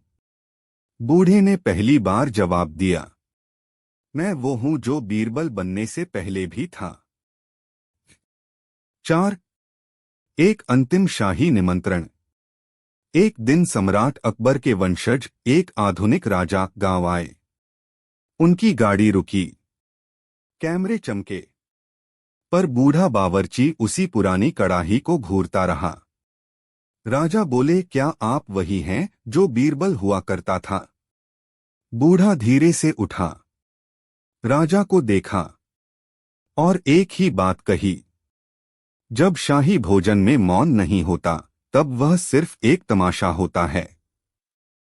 राजा ने कहा, दरबार में लौट आइए। बूढ़े ने कहा, दरबार वो जगह है जहां लोग सवाल छोड़कर सिर्फ सुगंध को सुनते हैं। 5 बच्चे की दीक्षा, थाली का शिष्य। वो अनाथ बच्चा अब बूढ़े के साथ रोज बैठता। एक दिन बूढ़े ने उसे अंतिम बार बुलाया और कहा, अब मैं जा रहा हूं, लेकिन यह थाली तेरी है। इसे कभी स्वाद से मत भरना, इसे हमेशा मौन से भरना। बच्चे ने रोते हुए पूछा, पर बाबा बिना आवाज के थाली कैसे बोलेगी? बूढ़े ने कहा, जब तुझे कोई छोड़कर चला जाए, जब तू जीवन में सबसे अधिक भूखा हो तो इस थाली में पानी डालना और सुनना। बीरबल की हंसी अब वहीं गूंजेगी। 6 अंतिम विदा। बीरबल की परछाई। अगली सुबह कुटिया खाली थी। सिर्फ एक थाली रखी थी और एक पुर्जा। मैं गया नहीं, बस अब किसी स्वाद के भीतर नहीं हूं। जब कोई भूखा मौन होगा, मैं वहीं हूंगा, एक स्वाधीन कारही के बीच। बीरबल। गांव वालों ने उस थाली को गांव के पेड़ के नीचे समाधि दी और वह पेड़ आज भी मौन का वृक्ष कहलाता है। 7 समापन। समय के भीतर उबलती आत्मा। वर्षों बाद वह अनाथ बच्चा बड़ा हो गया और वह भी बोलना भूल गया। पर हर पूर्णिमा की रात वह गांव के बच्चों को एक खाली थाली देता और कहता, इसमें खाना नहीं, बीरबल है। इसे खाओ नहीं, सुनो। क्या आप चाहेंगे कि इस श्रृंखला का अंतिम भाग, भाग 5, थाली का राज्य जहां भोजन बोलता था, लिखा जाए? इसमें भविष्य का एक राज्य दिखाया जाएगा जहां थालियां आत्मा से बात करती हैं और बीरबल एक बार फिर लौटता है, पर इस बार चुप्पी नहीं, संगीत के माध्यम से। यह रहा अगला भाग। अकबर, बीरबल और 2 हाथी, भाग 3, हाथी जिसने सपना देखा। 5000 शब्दों की कहानी सारगर्भित रूप में प्रस्तुत। प्रस्तावना: हाथी का सपना। दरबार में इन दोनों हाथियों की चर्चा कई दिनों तक होती रही। लेकिन एक सुबह बंगाल से आया वह बुद्धिमान हाथी अचानक व्याकुल हो उठा। वह ना खाना खा रहा था, ना किसी की बात सुन रहा था। उसकी आंखों से आंसू बह रहे थे। बीरबल को बुलाया गया। बीरबल ने हाथी की आंखों में देखा और फिर एक अजीब बात कही, यह हाथी कुछ देख रहा है जो हम नहीं देख पा रहे। अकबर चौंके, क्या तुम कहना चाहते हो कि हाथी सपना देख रहा है? बीरबल धीरे से बोले, नहीं, यह सपना नहीं, यह स्मृति है। इसने कुछ खोया है या किसी को पहचान लिया है। हमें इस हाथी की आत्मा को सुनना होगा। पहला दृश्य, बीरबल की यात्रा। बीरबल ने तय किया कि वह उस स्थान पर जाएगा जहां से यह हाथी आया था, बंगाल के किनारे एक प्राचीन गांव में। यात्रा में 3 दिन लगे। वहां जाकर वह एक वृद्ध पुजारी से मिला जिसने बताया, यह हाथी जब छोटा था, इसकी मां को शिकारियों ने मार दिया था। लेकिन यह हाथी हर रात मंदिर के पीछे जाकर जमीन सूंघता था, जैसे कोई याद बची हो। बीरबल ने पूछा, क्या यह किसी इंसान के साथ बड़ा हुआ? पुजारी बोले, हाँ, एक बालक था, नील। वह अनाथ था और यही हाथी उसका सबसे बड़ा मित्र था। पर एक दिन नील बाढ़ में बह गया। हाथी महीनों तक शांत रहा, फिर एक दिन कुछ लोगों ने उसे पकड़कर दरबार में भेज दिया। बीरबल ने आंखें मूंद लीं। अब वह समझ गया था, यह हाथी रो नहीं रहा, यह पुकार रहा है। दूसरा दृश्य, हाथी की पुकार। बीरबल दरबार लौट आया। हाथी अभी भी गुमसुम था। तब उसने एक योजना बनाई, पूरे राज्य में घोषणा करवाई, एक प्रतियोगिता है, जिसे हाथी पहचान लेगा, उसे इनाम मिलेगा। सैकड़ों लोग आए, पर हाथी चुप। फिर एक दिन एक युवक आया, जो साधारण कपड़ों में था। उसने कहा, मुझे नहीं लगता कि हाथी मुझे पहचानता है, पर मैं उससे मिलना चाहता हूं। जैसे ही वह हाथी के पास पहुंचा, हाथी कांप उठा और फिर अपनी सूंड बढ़ाकर उस युवक के कंधे को छुआ। पूरा दरबार स्तब्ध रह गया। नील, बीरबल चिल्लाया, यह वही बालक है।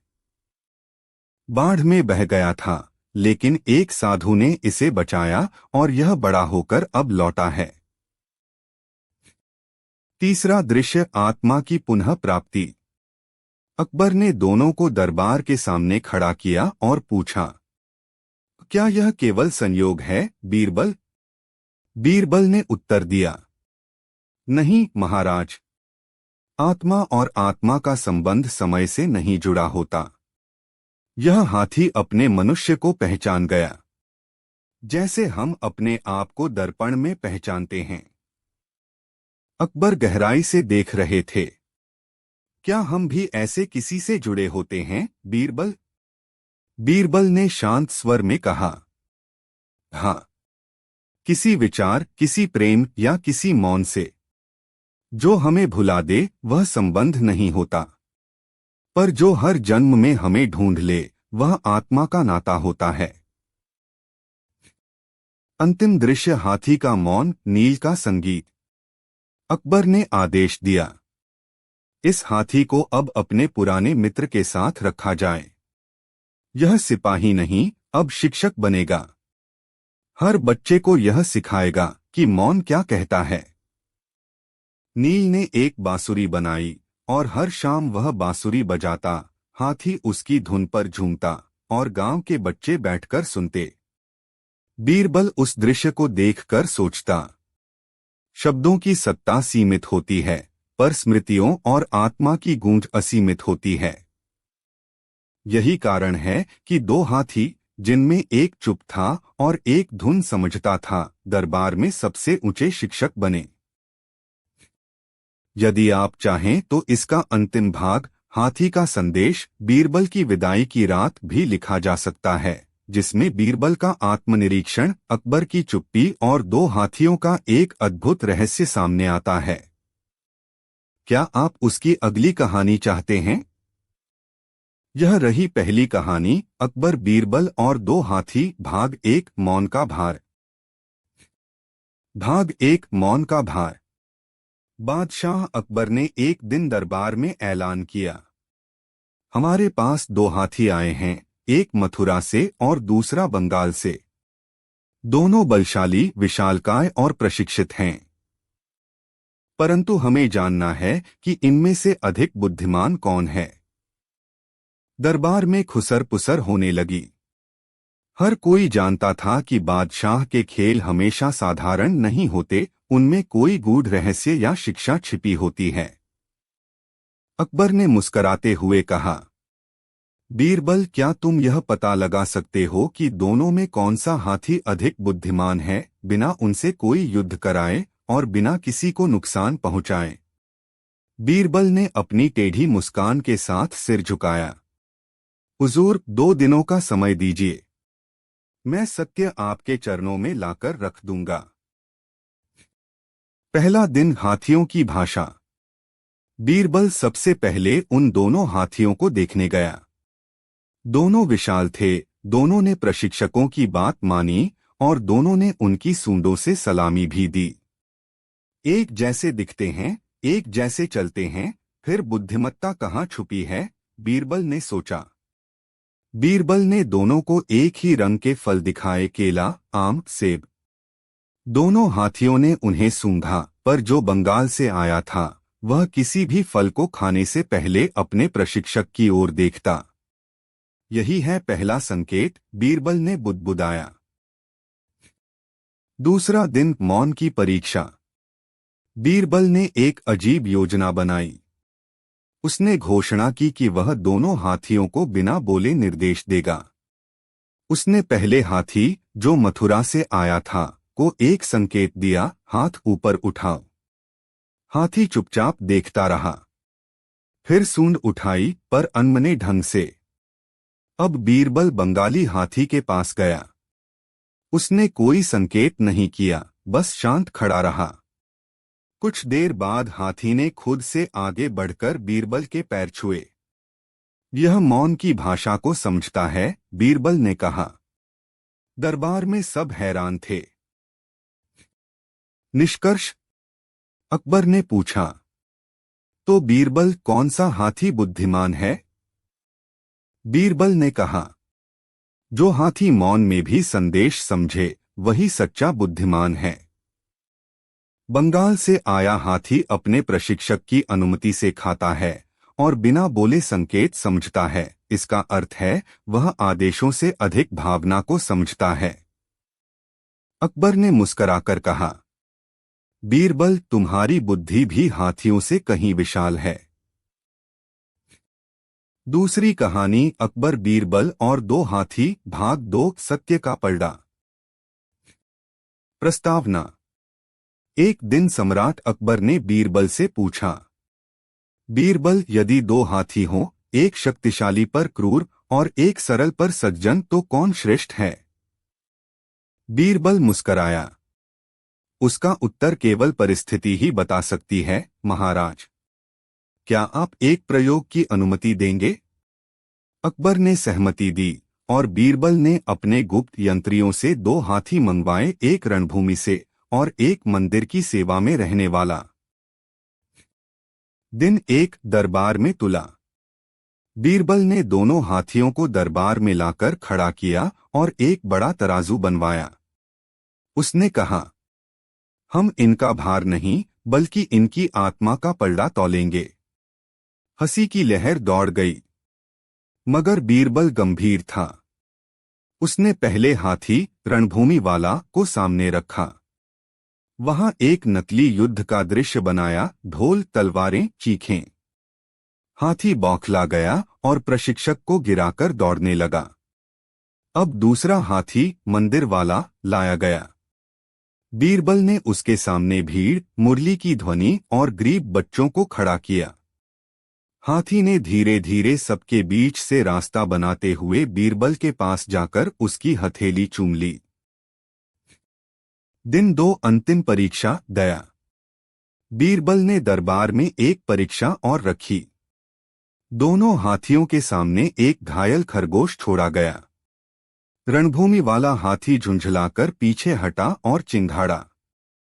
मंदिर वाला हाथी धीरे से बैठ गया, अपनी सूंड से खरगोश को सहलाया और फिर पीछे देखा, जैसे कह रहा हो, मैं कुछ गलत नहीं करना चाहता। निष्कर्ष।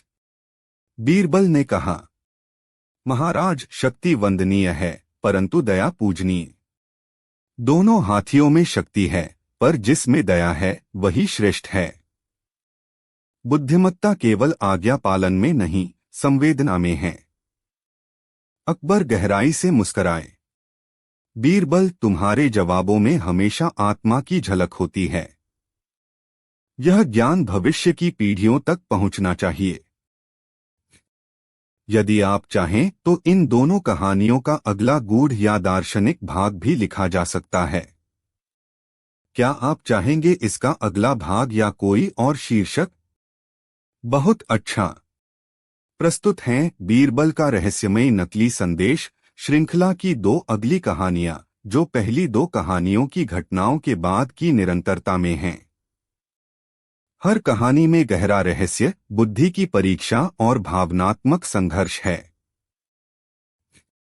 कहानी 3, छाया का शत्रु, वापसी का षड्यंत्र। प्रारंभ। बंदीगृह से एक साया। राजकुमार फखरुद्दीन को बगावत के जुर्म में बंदीगृह में डाला गया था। पर एक रात जेल की दीवार पर एक पंक्ति उभर आई, मैं फिर आऊंगा, पर इस बार तुम्हारे ही छाया में छिपकर। कुछ ही दिनों बाद महल के सिपाहियों ने बताया कि बीरबल का व्यवहार अजीब हो गया है। वह देर रात अकेले बागों में टहलता, खुद से बातें करता और दरबार में चुप रहता। अकबर चिंतित हो उठे, क्या बीरबल सच में बदल गया है या यह फिर से किसी नकली संदेश का असर है? छाया का रहस्य। एक दिन बीरबल को एक चिट्ठी मिली, फिर से उसी हस्तलिपि में। बीरबल, इस बार मेरी छाया तेरे अपने विचारों में है। 7 रातों में अगर तू खुद को न बचा पाया तो दरबार तुझे पागल समझकर त्याग देगा।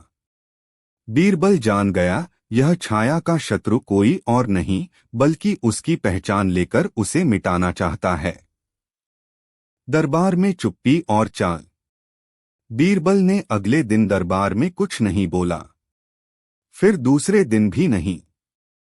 दरबारियों ने चर्चा शुरू की। बीरबल अब बुद्धिमान नहीं रहा। वही मंत्री जो पहले साजिश कर चुके थे अब चुपचाप हंसी उड़ाने लगे। पर 7वीं रात बीरबल ने एक सभा बुलाई। वह सबको एक गुप्त तहखाने में ले गया, जहां उसने दिखाया राजकुमार फकरुद्दीन वहां नहीं था, बल्कि एक वैद्य के वेश में दरबार में घूम रहा था। उसने बीरबल का नकल किया, उसकी आवाज सीखी और नकली चिट्ठियां भेजी। अंतिम न्याय। अकबर ने कहा, बीरबल, तुम्हारी चुप्पी ही सबसे बड़ी बात बन गई। तुमने बोलकर नहीं, समझकर जवाब दिया। बीरबल बोला, जहां नकली छाया असली को ढकने लगे, वहां प्रकाश की जरूरत नहीं, सिर्फ धैर्य की जरूरत होती है। कहानी 4, बीरबल और भूतिया संदेश। प्रस्तावना। एक आत्मा का दावा। एक अजीब अफवाह फैलती है कि महल में एक पुरानी आत्मा घूम रही है जो सिर्फ बीरबल से बात करती है। हर रात बीरबल के कक्ष में एक चमकता हुआ संदेश उभरता। मैं वही हूं जो एक नकली पत्र बनकर आया था। अब मैं सच्चा बनकर लौट रहा हूं, पर मेरी मौत के पीछे तू है। यह पढ़कर दरबार में दहशत फैल गई। कोई सोचने लगा, क्या बीरबल ने किसी निर्दोष को मरवाया? खुलती परतें, पुराना कृष्ण। बीरबल को याद आया, 5 वर्ष पहले एक दूत था जो दुश्मन देश से एक चिट्ठी लाया था, पर चिट्ठी नकली थी। उस दूत को बादशाही कानून के तहत मौत मिली। अब वही आत्मा हर रात बीरबल को दोषी ठहरा रही थी। पर बीरबल को शक था, क्या सचमुच कोई आत्मा है या यह किसी नए षड्यंत्र की शुरुआत है? रात का सच। एक रात बीरबल ने दीवार पर बने अक्षरों को ध्यान से देखा। वे किसी विशेष प्रकार की नीली रसायन से बने थे जो चांद की रोशनी में चमकते थे। उसने अगली रात उसी स्थान पर खुद बैठकर पहरा दिया। आधी रात को एक साया आया जो दीवार पर कुछ लिखने ही वाला था कि बीरबल ने उसे पकड़ लिया। वह था मंत्री गजनी खान का बेटा, जो उस पुराने दूत का भाई था। उसने बदला लेने की कसम खाई थी। अंतिम संवाद। जब अकबर ने पूछा, क्या तुम डर गए थे बीरबल? बीरबल मुस्कराया और बोला, जहां नकली आत्मा असली भय बन जाए, वहां विश्वास की मशाल ही रास्ता दिखा सकती है। अगर आप चाहें तो मैं अगली 2 कहानियां, बीरबल और 7 नकली पत्रों का रहस्य, छाया का शत्रु अंतिम युद्ध, भी प्रस्तुत कर सकता हूं। क्या आप ये भी पढ़ना चाहेंगे? यह रहा अकबर का गायब होता सुल्तान श्रृंखला का अगला भाग। 2 लंबी, रहस्यमयी और दार्शनिक कहानियां। श्रृंखला शीर्षक, सिंहासन का दूसरा प्रतिबिंब। यह भाग पहले भागों की घटनाओं के बाद घटता है, जब अकबर अनुभव कर चुके हैं कि विचार और शरीर 2 अलग सत्ताएं हैं। कहानी 3, सिंहासन का दूसरा प्रतिबिंब। भाग 1, 2 अकबर। अगली सुबह बीरबल दरबार में पहुंचे, पर वहां 2 अकबर बैठे थे। दोनों सिंहासन पर, दोनों की आवाज, चेहरा, आंखें एक जैसी। पहला बोला, मैं हूं वह जो राज्य चलाता है। दूसरा बोला, और मैं हूं वह जो सब कुछ सोचता है, बिना बोले। बीरबल स्तब्ध रह गया। तो क्या एक शरीर और 2 आत्माएं? नहीं, पहला अकबर बोला, 2 आत्माएं और एक इच्छा। पर अब वह इच्छा भी विभाजित हो रही है। भाग 2, दूसरा सिंहासन। अचानक एक चमत्कार हुआ। महल के बीच में एक दूसरा सिंहासन उग आया, वैसा ही जैसे पहला था। उस पर बैठा दूसरा अकबर बोला, अब राज्य को 2 मार्ग मिल चुके हैं, एक जो दिखता है और एक जो भीतर छिपा है। बीरबल ने धीमे स्वर में कहा, परंतु यदि राज्य 2 भागों में बंट गया तो क्या उसका न्याय भी विभाजित होगा? अकबर विचार रूप बोला, न्याय तभी विभाजित होता है जब मन और हृदय अलग अलग दिशा में चलते हैं। भाग 3, विचार बनाम सत्ता। बीरबल ने दोनों से एक प्रश्न पूछा। अगर मैं किसी को मृत घोषित कर दूं, पर वह जीवित है, तो कौन सही है? पहला अकबर बोला, वह जीवित है। दूसरा बोला, वह मृत है, क्योंकि समाज उसे देख नहीं सकता। बीरबल ने मुस्कुराते हुए कहा, तो फिर राजा कौन है? वह जो लोगों को दिखे या वह जो लोगों को समझे? दोनों अकबर एक दूसरे को देखने लगे। महल की दीवारें गूंज उठीं, एक राज्य दो सत्ताएं, पर सत्य एक ही रहेगा। भाग 4, एक सम्राट की मृत्यु। एक दिन अकबर शरीर रूप ने बीरबल से कहा, मैं थक चुका हूं। मेरे विचार मुझसे तेज हो गए हैं। मैं अब खुद को पकड़ नहीं सकता। बीरबल ने उसे एक आईना दिया। इसमें देखो, क्या यह तुम हो? अकबर ने देखा, लेकिन प्रतिबिंब में सिर्फ दूसरा अकबर था। शरीर रूपी अकबर हंसे, तो मैं केवल रूप था। अब रूप मिटेगा। वह सिंहासन से उठे और धीरे धीरे अदृश्य हो गए। अब केवल एक अकबर बचा, विचार में, चेतना में। कहानी 4, अंतिम न्याय, बीरबल का परीक्षण। भाग 1, बीरबल की अनुपस्थिति। एक दिन पूरा दरबार बीरबल के बिना खुला। नया अकबर चेतन रूप सिंहासन पर था और वह गंभीर था। बीरबल कहाँ है? सबने पूछा। अकबर ने उत्तर दिया, वह विचार बन गया है, पर उसका न्याय अधूरा है। जब तक वह स्वयं को नहीं जांच लेता, वह वापस नहीं आ सकता। भाग 2, चेतना का न्यायालय। बीरबल को एक स्वप्न आया। वह एक अदृश्य न्यायालय में खड़ा था, जहां उसका न्याय वही अकबर कर रहे थे। तू दूसरों का न्याय करता रहा, पर क्या कभी खुद को देखा? बीरबल चुप रहा। तेरे उत्तरों में तर्क था, परंतु प्रेम कहाँ था? बीरबल रो पड़ा। क्या तू अकबर के विचारों को समझ पाया, या केवल उनकी समस्याओं को हल करता रहा? भाग 3, न्याय का पुनर्जन्म। बीरबल को वहां एक वृक्ष दिखा। उसकी शाखाओं पर अकबर के सारे निर्णय टंगे थे, लेकिन उनमें से कुछ काले हो चुके थे। वह धीरे धीरे सभी काले निर्णयों को उतारने लगा और जो सफेद थे, उन्हें दोबारा पढ़ा। एक नई रोशनी फैल गई। वह वापस सिंहासन कक्ष में आया, इस बार शांत, सरल और गहरे मौन में डूबा हुआ। भाग 4, आखिरी मिलन। बीरबल ने अकबर से कहा, अब मैं समझ गया हूं, न्याय तर्क नहीं, करुणा से पैदा होता है। अकबर मुस्कुराए, और मैं भी समझ गया, सत्ता केवल अधिकार नहीं, दायित्व होती है।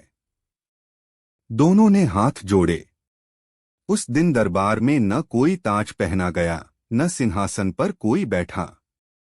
सब खड़े रहे, केवल मौन के सामने, क्योंकि सच्चा राजा वह है जो बोलता नहीं, पर सुना जाता है।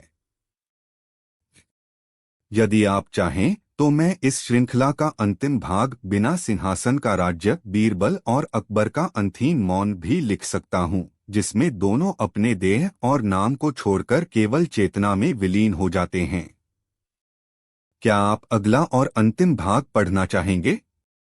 यह रहा अगला भाग, अकबर, बीरबल और दो हाथी। भाग 4, हाथी का संदेश, बीरबल की विदाई की रात। 5000 शब्दों की कहानी का सारगर्भित पूर्ण विवरण। प्रस्तावना, चुप्पी की छाया। दरबार की रौनक पहले जैसी थी, पर बीरबल के चेहरे पर एक गहराई थी जो पहले नहीं थी।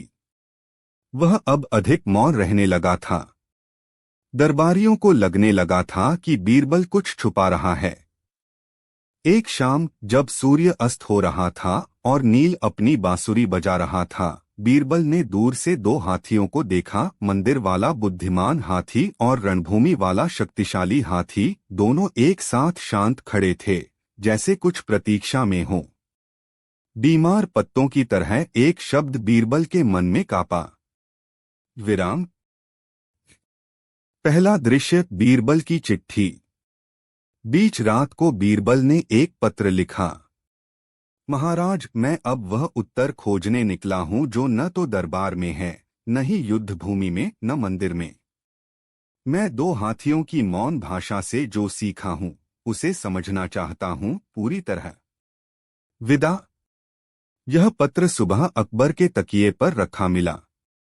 पूरे राज्य में शोक की लहर दौड़ गई, जैसे किसी ने आकाश से एक सितारा चुरा लिया हो।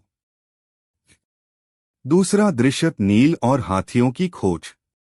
नील अब युवराजों का शिक्षक बन चुका था, पर जब उसने बीरबल का पत्र पढ़ा वह भी शांत नहीं रह सका। दोनों हाथियों के साथ वह बीरबल को ढूंढने निकल पड़ा। पहले वे पहाड़ों में गए, फिर सूखे जंगलों में, फिर एक सुनसान घाटी में। वहां उन्हें एक पत्थर पर बैठा बीरबल मिला, आंखें बंद, शरीर थका हुआ, पर चेहरे पर दिव्यता थी। नील ने पूछा, आप यहाँ क्यों हैं गुरुदेव? बीरबल ने आंखें खोलीं और हाथियों की ओर देखा। इनमें एक अब बोलने लगा है और एक अब सुनने लगा है। मैं अब जान गया हूं कि मौन केवल मौन नहीं होता, यह चेतना का द्वार है। तीसरा दृश्य, हाथी की मृत्यु। अचानक वह दिन आया जब रणभूमि वाला हाथी जमीन पर गिर पड़ा। बीरबल दौड़ा, हाथ उसकी सूंड पर रखा और कहा, तू अंततः सीख गया। अब तू अपने भीतर का युद्ध जीत चुका है। उसने अंतिम सांस ली। पूरा आकाश जैसे मौन हो गया।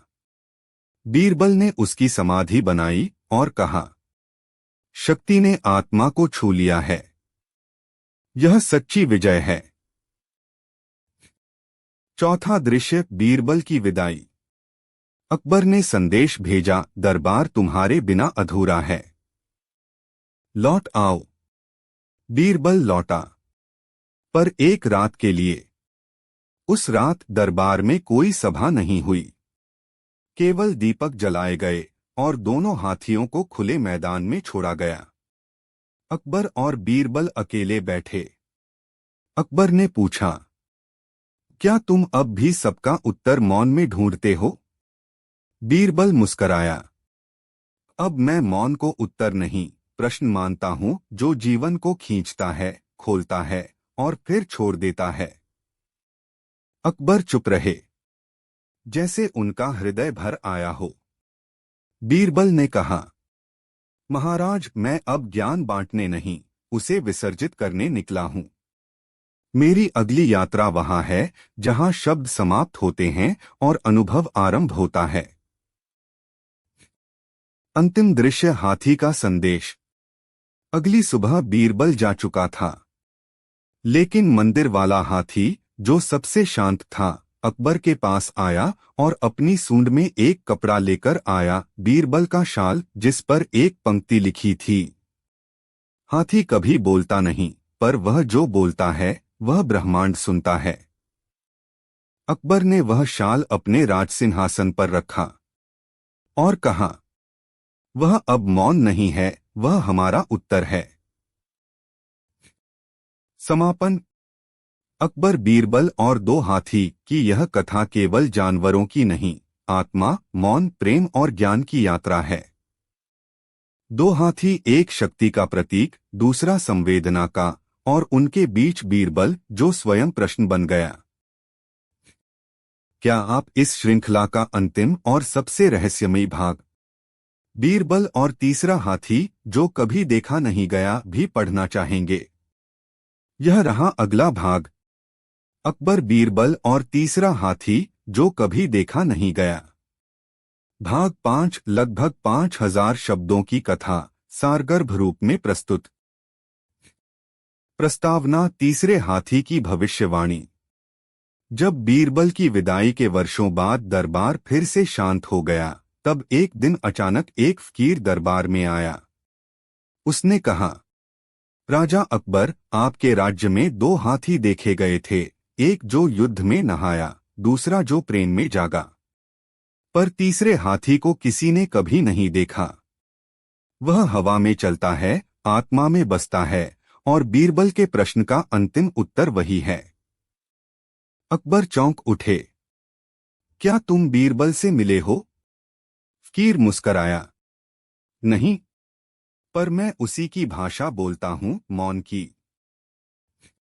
पहला दृश्य, चुप्पियों की खोज। अकबर ने आदेश दिया, राज्य के हर कोने से खोज लाओ बीरबल का कोई भी संदेश, कोई संकेत। नील, जो अब वृद्ध हो चला था, मंदिर वाले हाथी के साथ निकला। एक पुराने गांव में उन्हें एक गुहा मिली, जहां दीवार पर कुछ उकेरा हुआ था, 3 चित्र। एक एक हाथी लहू में सना। 2 एक हाथी दीप से आलोकित। 3 और तीसरा हाथी अदृश्य। नील ने मंदिर वाले हाथी की ओर देखा, वह कांप उठा और जमीन पर सूंघने लगा। फिर सूंड से उसने मिट्टी हटाई, वहां दबा था एक बांसुरी का टुकड़ा और एक पत्थर पर लिखा था, जो देखा नहीं गया वही सबसे सच्चा है। दूसरा दृश्य, आत्मा का हाथी। इस रहस्य से अकबर बेचैन हो उठा। उसने रातों को नींद छोड़ दी। वह अकेले मैदान में निकलता, बांसुरी की आवाज की कल्पना करता और पूछता, क्या मैं भी उस तीसरे हाथी को देख सकता हूं? एक रात जब वह नील और हाथी के साथ बैठा था, अचानक एक बालक उनके पास आया, साधारण, शांत, पर उसकी आंखों में अजीब चमक थी। उसने कहा, राजा साहब, आप जिस हाथी को ढूंढ रहे हैं, वह मेरे भीतर है। मैं उसे हर रात देखता हूं। वह कभी चलता नहीं, कभी बोलता नहीं, लेकिन जब मैं आंखें बंद करता हूं तो वह मुझे सब सिखा देता है। नील ने पूछा, तुम्हारा नाम क्या है? बालक ने जवाब दिया, मेरा नाम वही है जो बीरबल ने अंत में लिया था, अनकहा। तीसरा दृश्य, अनकहा, तीसरे हाथी का द्वार। बच्चे को दरबार में लाया गया। वह बोलता कम, सुनता अधिक था, लेकिन जब बांसुरी बजती वह रोता था। एक दिन अकबर ने उसे गोद में लेकर पूछा, तुम किसे याद करते हो? बालक बोला, एक हाथी था जो हवा में चलता था, मेरे सपनों में आता था और कहता था, यदि तू मौन से डरे नहीं तो तू मुझे पालेगा। तभी मंदिर वाला हाथी जोर से चिल्लाया, अपनी सूंड आकाश की ओर उठाकर। नील रो पड़ा। वह समझ गया था, तीसरा हाथी किसी जंगल में नहीं, किसी किताब में नहीं, किसी दरबार में नहीं, वह हमारे भीतर है। चौथा दृश्य, बीरबल की अंतिम रचना। अकबर ने घोषणा की, राजमहल के भीतर एक मंदिर बनेगा, जहां तीसरे हाथी की मूर्ति नहीं होगी, बल्कि केवल एक खाली स्थान होगा, और हर आगंतुक को स्वयं उसमें देखना होगा कि वह क्या है। उस स्थान पर बीरबल की अंतिम पंक्ति लिखी गई, मैं गया नहीं हूं, मैं हूं वहां जहां तुम देखना बंद कर दो और अनुभव शुरू हो। अंतिम दृश्य, तीसरा हाथी जागता है। 1 वर्ष बाद, एक रात, नील अब अंतिम सांसें ले रहा था। वह मंदिर वाले हाथी के पास लेटा था। उसने आंखें बंद कीं और देखा, 3 हाथी साथ चल रहे थे। एक एक युद्धभूमि से लौट रहा था। 2 एक दीपक लिए बांसुरी पर थिरक रहा था। 3 और तीसरा पूर्ण मौन में, पर उसकी चाल से आकाश झूम रहा था। नील मुस्कराया और उसकी आत्मा वह हाथी बन गई जो कभी देखा नहीं गया था।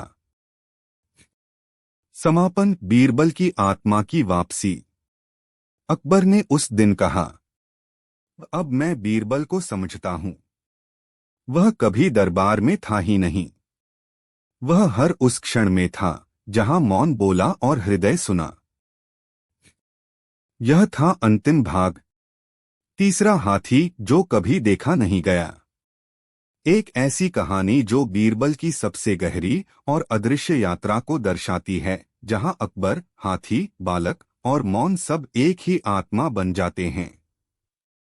अगर आप चाहें तो अगली श्रृंखला चौथा हाथी बीरबल की पुनरागमन की कथा भी रची जा सकती है, जो पुनर्जन्म, ब्रह्मांडीय संकेत और न्याय के रहस्य से भरी होगी। क्या आप उसका अगला भाग पढ़ना चाहेंगे? यह रहा अगला भाग, चौथा हाथी बीरबल की पुनरागमन की कथा। भाग 6, लगभग 5000 शब्दों की कथा, आत्मा, पुनर्जन्म और न्याय का रहस्यमय विस्तार। प्रस्तावना: एक नवजात की आंखों में बीरबल। समय बीत गया। अकबर अब वृद्ध हो चले थे। दरबार में पहले जैसी चहल पहल नहीं थी, पर मंदिर वाला हाथी अब भी जीवित था और अकबर हर सुबह उसे प्रणाम करता। फिर एक दिन महल के पास बसे एक छोटे गांव में एक बालक जन्मा, चुप, शांत और असाधारण। उसकी आंखों में एक ऐसी चपलता थी जिसे देखकर मंदिर वाला हाथी जोर से गर्जना करने लगा। उसने अपनी सूंड बालक की ओर बढ़ाई और कुछ देर चुपचाप खड़ा रहा, जैसे वह अपने पुराने मित्र को पहचान रहा हो। गांव वालों ने बालक का नाम रखा वीर। पर एक बूढ़े साधु ने कहा, इसका नाम वीर नहीं, बीरबल है। यह लौटा है प्रश्न पूछने नहीं, अब उत्तर देने। पहला दृश्य, बालक बीरबल की चुप्पी। बालक वीर बोलता नहीं था, पर उसकी चुप्पी में वाणी थी। जब कोई झगड़ा करता, वह केवल देखता और दोनों शांत हो जाते। जब कोई रोता, वह उसके पास बैठ जाता और वह व्यक्ति मुस्कराने लगता। दरबार को खबर मिली। वृद्ध अकबर ने संदेश भेजा, उसे मेरे पास लाओ। यदि वह मेरा बीरबल है तो मैं उसकी आंखों में समूचा ब्रह्मांड देखूंगा। दूसरा दृश्य, पुनर्मिलन। वीर को महल लाया गया। मंदिर वाला हाथी उसके पीछे पीछे चला। अकबर ने बालक को देखा। वही नयन, वही मौन, वही शांति। अकबर की आंखें भर आईं। तू वापस आ गया है? बालक ने पहली बार बोला। मैं कभी गया ही कहा था महाराज। अकबर कांप उठा। उसने उसे गले लगा लिया, जैसे अपनी आत्मा को पकड़ लिया हो। तीसरा दृश्य, चौथे हाथी का स्वप्न। उस रात अकबर ने सपना देखा, 4 हाथी थे। 1 युद्ध का प्रतीक, 2 प्रेम का मूर्त, 3 मौन का स्वरूप, 4 और चौथा न्याय का ध्वनिरहित सूर्य, जिसकी आंखें जल रही थीं, जैसे ब्रह्मांड का सत्य उसमें समाया हो। अगली सुबह बीरबल ने कहा, अब मुझे न्याय की उस गहराई में उतरना है जहां शब्द गूंज नहीं करते, लेकिन आत्मा कांपती है। चौथा दृश्य, खोए हुए न्याय की परीक्षा। राज्य के दूर कोने में एक अंधा वृद्ध किसान आया। उसने कहा, मेरे बेटे को किसी ने जहर दे दिया। सब कहते हैं यह बीमारी थी, पर मेरा हृदय कहता है यह हत्या थी। अकबर ने दरबारियों से सलाह ली। सभी बोले, साक्ष्य नहीं है, मामला बंद। लेकिन बीरबल ने कहा, कभी कभी न्याय को देखने के लिए आंखें नहीं, आत्मा चाहिए होती है। उसने मंदिर वाले हाथी को साथ लिया और मृतक की झोपड़ी में गया। वहां जमीन पर हाथी ने गंध सूंघते सूंघते एक स्थान खोदा। वहां एक नीले रंग का विष पाया गया। वही विष जो केवल एक दरबारी के पास था। बिना एक भी शब्द के बीरबल ने वह दरबारी को देखा और वह घबराकर गिर पड़ा। पांचवा दृश्य, चौथे हाथी की मूर्ति। उस दिन अकबर ने आदेश दिया, राजमहल में चौथे हाथी की मूर्ति बनेगी। पर यह मूर्ति भी अधूरी होगी। उसके चेहरे पर कोई नाक, आंख या मुंह नहीं होंगे, क्योंकि न्याय किसी रूप में नहीं होता, वह अनुभव होता है। बीरबल ने नीचे केवल एक वाक्य उकेरा, जहां आंखें बंद होती हैं, और दिल खुलता है, वहां चौथा हाथी चलता है। अंतिम दृश्य बीरबल की वापसी, इस बार पूर्ण मौन में। सालों बाद बीरबल वीर अब युवा हो गया था। उसने एक रात अकबर के पास बैठकर कहा, महाराज, अब मैं फिर से जा रहा हूं। लेकिन इस बार किसी खोज में नहीं, बल्कि खुद को मिटाने के लिए, ताकि जो नया जन्मे वह न बीरबल हो न वीर, बल्कि बस एक प्रश्नविहीन मौन। अकबर ने मुस्कराकर कहा, फिर मुझे भी चलना होगा, क्योंकि मेरा उत्तर तुम ही थे। वे दोनों चल पड़े दूर पहाड़ों की ओर, मंदिर वाले हाथी के साथ। समापन हाथी नहीं रहे, पर पदचिन्ह बाकी हैं। कहते हैं अब उन 4 हाथियों की मूर्तियां एक गुप्त मंदिर में रखी गई हैं। पहली शक्ति, दूसरी करुणा, तीसरी आत्मा, चौथी न्याय और बीरबल की आत्मा। कभी किसी मौन शिशु की आंखों में झांको, जो सब देखता है और कुछ नहीं कहता।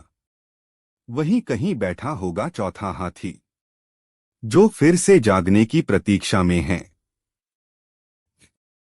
यदि आप चाहें तो मैं अगला भाग, 5वां हाथी, जो इतिहास में कभी दर्ज नहीं हुआ, भी लिख सकता हूं, जो ब्रह्मांड और समय के परे की बीरबल की अंतिम कथा होगी।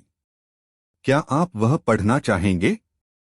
यह रहा इस श्रृंखला का अगला भाग, 5वां हाथी, जो इतिहास में कभी दर्ज नहीं हुआ।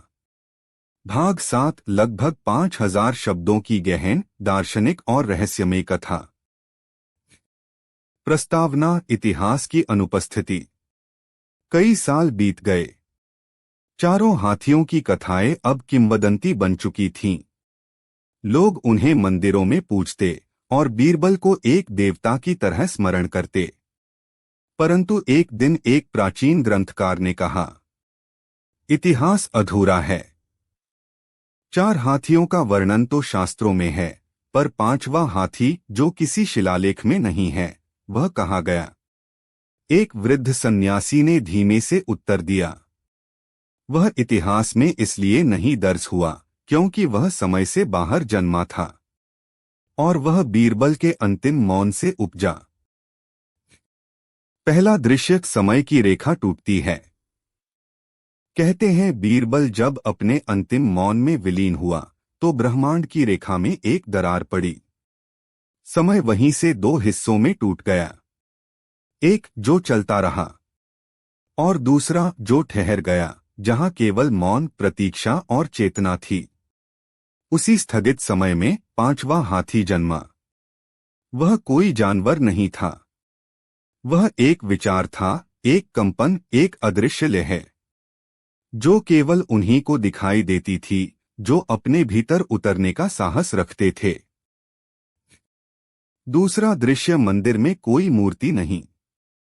महल के पीछे एक बंद मंदिर था, जिसका कोई दरवाजा नहीं था, केवल एक दीवार, जिस पर लिखा था, यदि तुम सच में खोजने आए हो तो अपने साथ कुछ मत लाना। एक युवा साधक, जिसका नाम आरव था, वर्षों से बीरबल की आत्मा की खोज में भटक रहा था। उसे बताया गया, 5वां हाथी तुम्हें उसी मंदिर में मिलेगा। वह वहां गया और दीवार के सामने ध्यान में बैठ गया, बिना प्रश्न, बिना उद्देश्य। 3 दिन बीत गए। तीसरी रात, जब पूर्णिमा का चंद्रमा ठीक उसके सिर के ऊपर था, दीवार धीरे धीरे अदृश्य होने लगी। वह भीतर गया, पर वहां कुछ नहीं था। सिर्फ एक पंक्ति गूंज रही थी, जिसे तू ढूंढता है वह कभी अस्तित्व में था ही नहीं, और फिर भी वह तुझसे कभी अलग नहीं हुआ। तीसरा दृश्य, अकबर की आत्मा से मिलन। आरव ने समाधि में बीरबल की चेतना को पुकारा, और तब एक स्वप्न आया। वह खुद को एक बगुले के रूप में उड़ता देखता है। नीचे एक झील है, जिसमें बीरबल बैठे हैं, और पास ही अकबर वृद्ध होकर बांसुरी बजा रहे हैं। बीरबल कहते हैं, तू सोचता है 5वां हाथी कोई रहस्य है? नहीं, वह तू ही है जब तू कोई नाम नहीं रखता, कोई भूमिका नहीं ओढ़ता, जब तू केवल होता है। चौथा दृश्य, पांचवा हाथी जागता है।